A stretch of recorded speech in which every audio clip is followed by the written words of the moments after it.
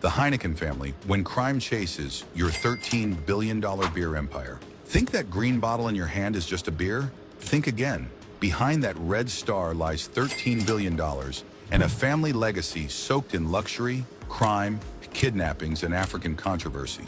But why doesn't the media talk about it? And what's the dark truth that is intentionally suppressed? In this video, let's find out. The Heinekens are no ordinary beer family. Charlene de Carvalho Heineken inherited 25% of the company after her father, Freddie Heineken, passed away. That 25% now makes her the richest woman in the Netherlands, with a fortune of over $13.8 billion.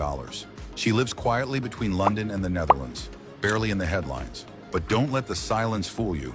Behind that calm exterior is a family that runs the second largest beer company in the world. That's over 25 million beers sold every single day.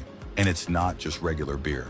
In 2024, while other companies were still recovering from economic pressure, Heineken's premium brands like Birra Moretti and Kingfisher Ultra skyrocketed, boosting first quarter revenue by a staggering 6.8 billion euros. That's a 99.4% jump. Even more impressive, they have conquered the alcohol-free beer market too, selling to people who don't even drink. But while they are pulling off billion-dollar strategies, there is a darker legacy lurking underneath. It all started in 1864 when Gerard Adrian Heineken, just 22 years old, bought a failing brewery in Amsterdam using family funds. No brewing experience, no clear plan, just relentless ambition.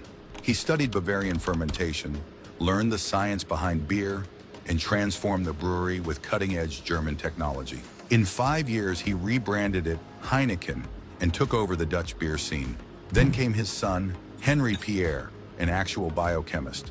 He created the signature yeast that still defines Heineken's flavor today. Under his leadership, the company expanded across Europe, Asia, and even into the Belgian Congo.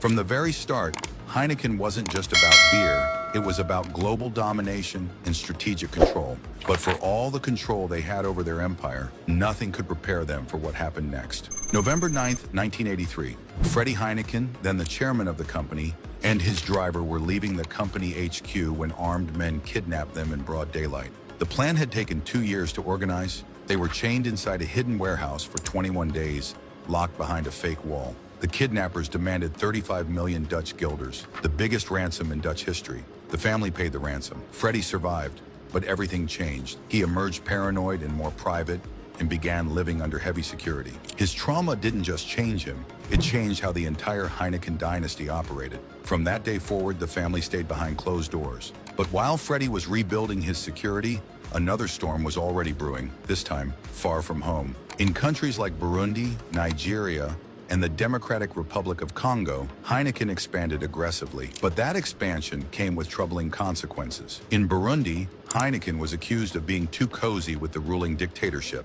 In Nigeria, corruption scandals emerged involving local politicians and shady tax avoidance schemes. In the Congo, their local partner was accused of collaborating with armed rebel groups to sack employees. And then there were the beer girls, young African women hired to promote Heineken beer in bars. Many faced sexual harassment, unsafe working conditions, and exploitation, all to keep profits high. Perhaps most shocking was what happened during the Rwandan genocide. Reports allege that Heineken products were used to reward killers and handed out to militia members during one of the darkest periods in human history. The company's response? First denial, then half-hearted apologies. Eventually, they launched community programs and ethics reforms. But the question remains, did they act too late? Despite the scandals, the Heineken family has never loosened its grip on the company. Charlene still holds her 25% stake. Her husband, Michel de Carvalho, and son Alexander are deeply involved. They have acquired breweries in Mexico, India, China, and the United States. They have embraced non-alcoholic drinks and sustainability campaigns. They have hired PR teams to clean up the past and rebrand the company for Gen Z. But behind the curtain, the Heineken family is still very much in control. From boardrooms in Amsterdam to acquisitions across Asia, they are playing the long game. They don't speak much. They don't appear on magazine covers, but their influence flows through every green bottle you see. Here's a quick question. Would you continue drinking Heineken, a beer company with this kind of history?